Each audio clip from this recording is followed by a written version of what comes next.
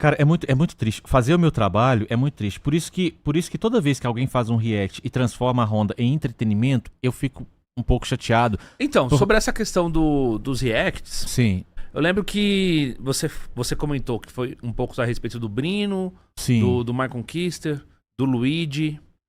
Não, Luigi, desculpa, assim, não quero ser desrespeitoso, mas eu não sei nem quem é. Não, sim, Faz react da Honda? faz. Não sabia. Eu comentei. Mas, enfim, ele faz. O canal dele é react de todo mundo. Não é só Tá. sobre você, não. Não, Tá? eu nem Faz sabia. react daqui, de todos os canais que puder. Não sabia. O que houve foi uma celeuma entre mim e o Brino só. Nem Michael. O Michael Kister entrou, como dizem em Minas, entrou na recha sem ser cebola. É porque eu entendo como é que. Eu entendo como é que funciona esse negócio. Embora eu seja completamente low profile, mas eu entendo, assim, o cara, ele. Tá todo mundo falando, então vou falar também e tal. Mas aí ele foi infeliz, porque ele fez uma série de questões, de comentários lá jurídicos que não tinha nenhuma procedência, sabe? E aí eu fui obrigado a refutá-lo num podcast, sabe? Aí ele foi até humilde, que ele reconheceu que ele falou muita bobagem, e aí tudo bem. Com o Michael não tinha problema nenhum. O Michael foi exatamente isso aí. Tipo, o problema não é dele, ele não tem nada a ver com o problema, e aí ele entra no problema, não sei pra quê. Mas ok. Agora com o Brino. Certo. O Michael, como eu falei pra você, eu conheci o seu canal de um vídeo aleatório que ele reagiu de tempos atrás. Sim. Mas aí você falou que você não gosta muito. Como que tá isso? Hoje você libera react? Como que é? Não é que eu não gosto. Eu não gosto muito. Eu vou te explicar o seguinte: assim, eu não gosto quando transforma sofrimento em entretenimento, porque não é. Sofrimento é entretenimento pra ninguém. Você quer fazer entretenimento com o Ben Mendes, que essa pessoa, enfim, legal ou chata?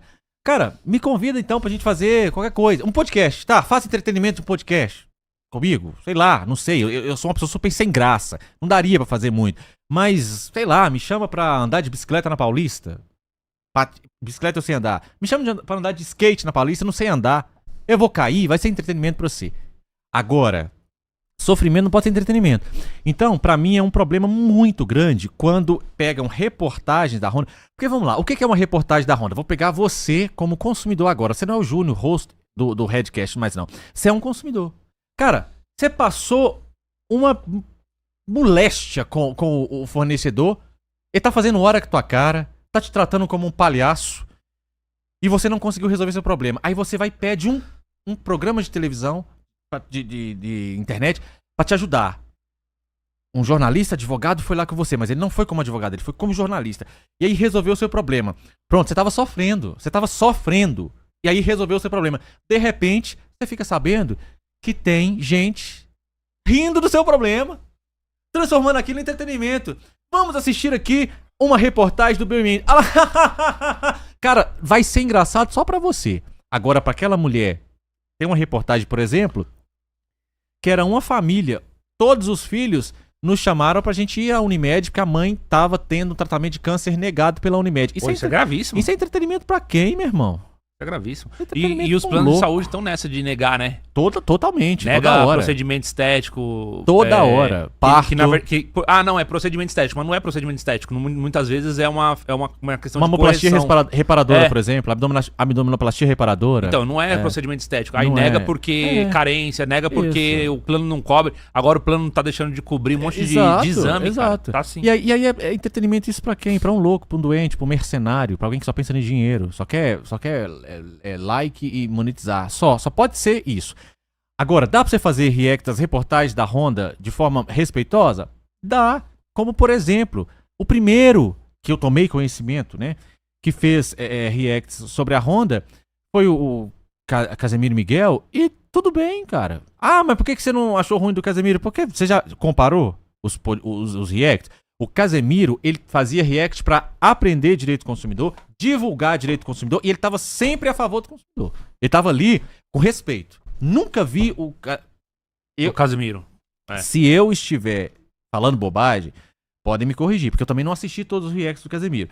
Mas no que eu assisti, eu acho que eu assisti 2, ele foi respeitoso com a luta do consumidor e com a dor do consumidor. E outro detalhe, quando ele entendeu que ficar fazendo react, as pessoas estavam deixando de assistir no canal pra assistir o react, ele parou de fazer.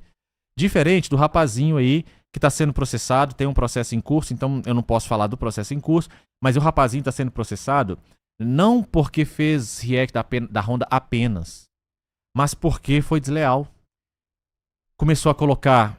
Ô Júnior, eu vou ficar muito chateado, cara, se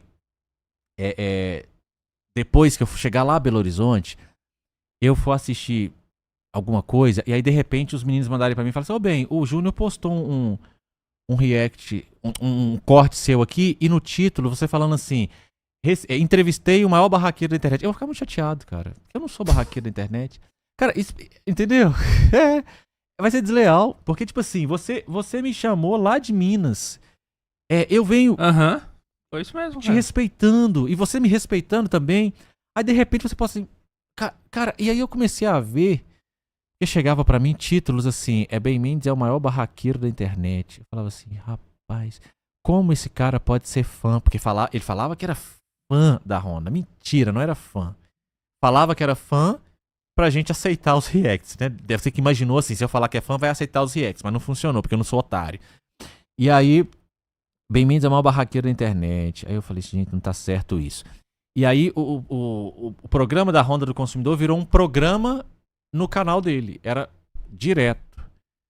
Virou um quadro. Tinha o dia específico que ia Honda do Consumidor. E pior do que isso, porque isso em si já é violação de direito autoral, né? Fez isso sem autorização. Nunca houve autorização para fazer isso.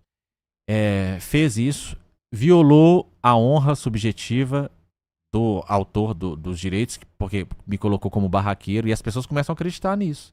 As pessoas começam a achar que eu saio da minha casa... Pega mal pro seu trabalho. Lógico. Pra sua imagem. Lógico, as pessoas começam a achar que eu saio da minha casa pra fazer barraco na empresa. Eu não faço barraco na empresa de ninguém. Eu falo que a maioria das pessoas que fazem react hoje, normalmente não é pra falar bem, não. Pois é, cara. Entendeu? Então, tipo, não vai fazer. E aí, detalhe, e aí eu fazia o comparado, né? Porque eu sou cientista social, então eu faço análise comparada. Não só cientista social faz, mas enfim. Eu comparava, ele fazia do Celso Russomano também, que é uma pessoa querida. O Celso eu gosto muito. Nunca tinha um título depreciativo nos vídeos do Celso, mas nos meus tinha. Eu falei assim, tô entendendo o que é isso. Ok. Aí, beleza. Tinha isso. E aí, pra piorar a cerejinha do bolo, eu descobri que ele tinha parcerias com esses programas, que ele fazia os reacts, de divisão de royalties. Ele pagava para essas pessoas que ele fazia react, como, por exemplo, Pesadelo na Cozinha, como outros, ele pagava. E quando a gente descobriu isso e propôs a ele, já que ele estava fazendo react sem autorização, para que a partir daquele momento a gente estabelecesse uma autorização e que tivesse a justa compensação, ele não quis.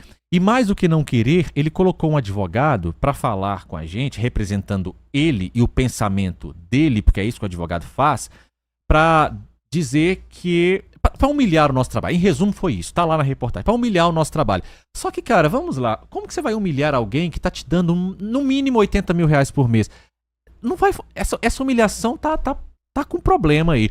Porque como que você vai falar assim que esse trabalho é um programa... Esse programa é um programinha... Só que é o programa que tá sendo uma das maiores audiências do seu canal e tá te dando no mínimo 80 mil reais por mês. Cara, você tem que ser no mínimo coerente. Cara, você pode não gostar... O que é isso aqui? Paçoca. Paçoca zero. Paçoca zero. Deve ter dado. Pode? Eu posso não gostar de paçoca zero.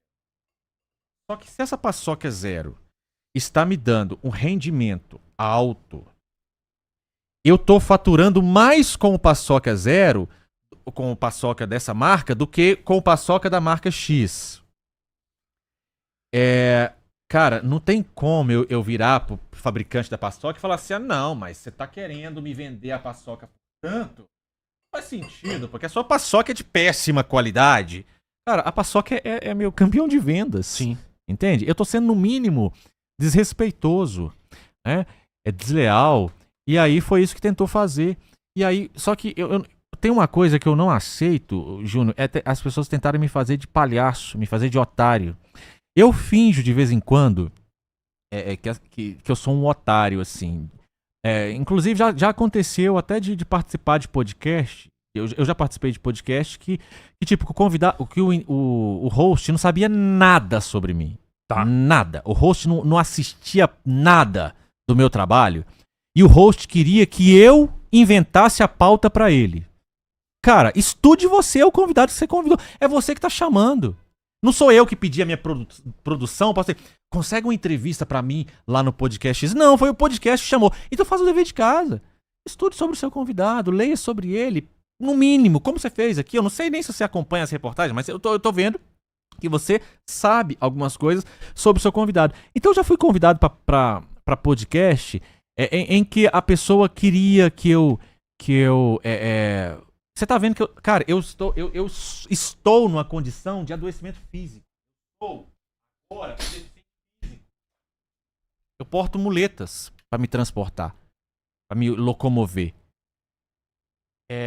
Eu tenho atendimento prioritário, inclusive, em alguns lugares, porque eu quebrei a minha perna. O cavalo caiu em cima de mim. Eu quebrei minha perna. Por causa disso, a minha perna quebrou em várias partes. Por isso que a minha recuperação ela tá sendo lenta. Pra eu viajar, eu preciso de auxílio. Não tem como. Não tem como. Inclusive, eu até rejeitei alguns convites na época, porque eu falei assim, não tem como. Mas aí depois que eu comecei a conseguir andar, eu comecei a aceitar os convites, porque não tem jeito, não tem como eu viajar sozinho.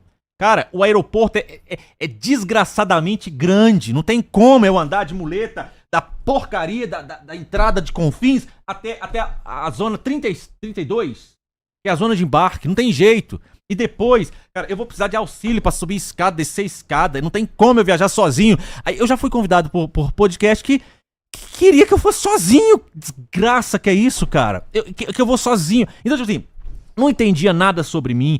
Queria que eu fosse sozinho. Achava que eu tava fazendo, tipo, má vontade. Aí me larga na desgraça do aeroporto pra eu ir até o podcast. Que eu que vou ter que pagar. Podcast até o hotel, que eu vou ter que pagar o Uber. Cara, como se estivesse me fazendo um favor. Eu sei fingir de otário, Júnior. Eu sei, cara. E eu participei desse podcast fingindo de otário. Só que eu não sou otário. Eu sei o que as pessoas estão fazendo comigo.